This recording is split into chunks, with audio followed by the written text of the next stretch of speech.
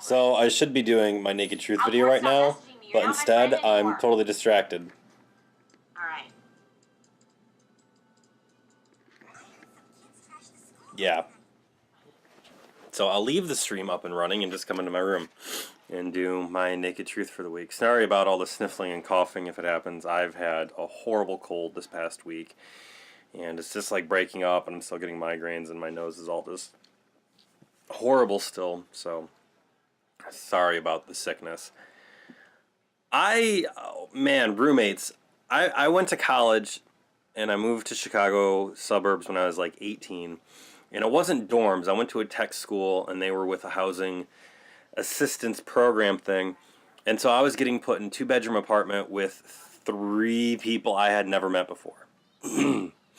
which is kind of intimidating when you're 18, but I went in very positive. I went in very open and okay, I'm going to make the best of this and see what happens.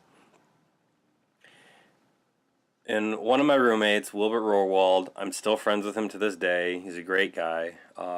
Dan Reinhold, still friends with him.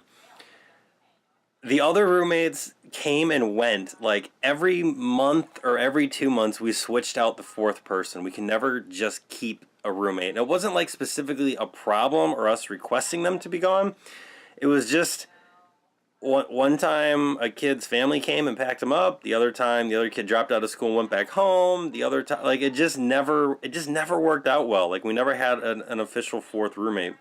So we had some other friends that were taking classes with Will, and we wanted to get out of this housing place because they were charging us a lot of money. So we decided to get our own place, and we moved into a 3-bedroom apartment, and there were 1, 2, 3, 4. There were 5 of us. So we kind of split it up. I had the living room area for my bedroom, or for my bed.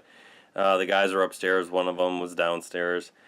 No real big issues or parties or problems. I wasn't home a lot there. It just never felt like home to me or a place to set up. I stayed at a friend's house. I did other things. They had parties. They did other stuff. And we were only there for about a year, and then we moved into another place. It was a 3-bedroom apartment again. And that's where things got interesting, because at the least amount, there were 3 of us. At the most, there were 8 of us. And people were stacking in rooms, and we were trying to help people out because they couldn't afford rent, and they were getting kicked out of their place. And it was a very interesting experience. We were all so different, and we all had these different backgrounds, like some of them were from farm country, some of them were from farming towns. I was from a larger town. It was just weird, but we always try to communicate with each other. We always try to talk with each other about stuff and be open and honest with each other.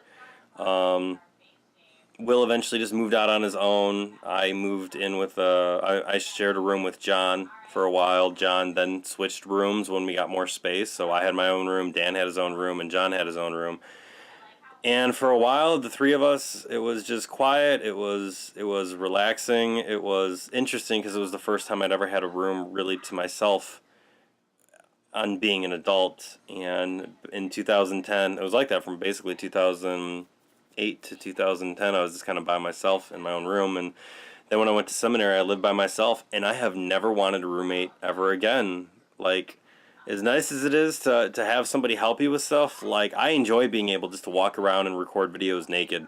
I enjoy the freedom of having my own schedule, of being able to do what I want, come and go when I want, not have to worry about anybody else in my space. It's very freeing to not have to have a roommate. But it is nice to have somebody when you have a roommate. It is nice to have a friend that's there and can talk to. If you can get something where you're not necessarily sharing a bedroom, it's even better. And everything you said is true. You can't be passive aggressive. You have to be direct when there's a problem or there's an issue. You have to be open-minded to other people's backgrounds, to other people's experiences, to what made them the person they are, and try to take their perspective. One of the roommates we had was kind of weird, and like you could hear them playing and having an imagination, and there's nothing wrong with playing or having an imagination. We all play or have an imagination, but like it was loud, and there were laser blasts and lightsabers and dialogue, and we were just kind of like, okay, whatever, you know, just that's what he's doing. We'll just let him be.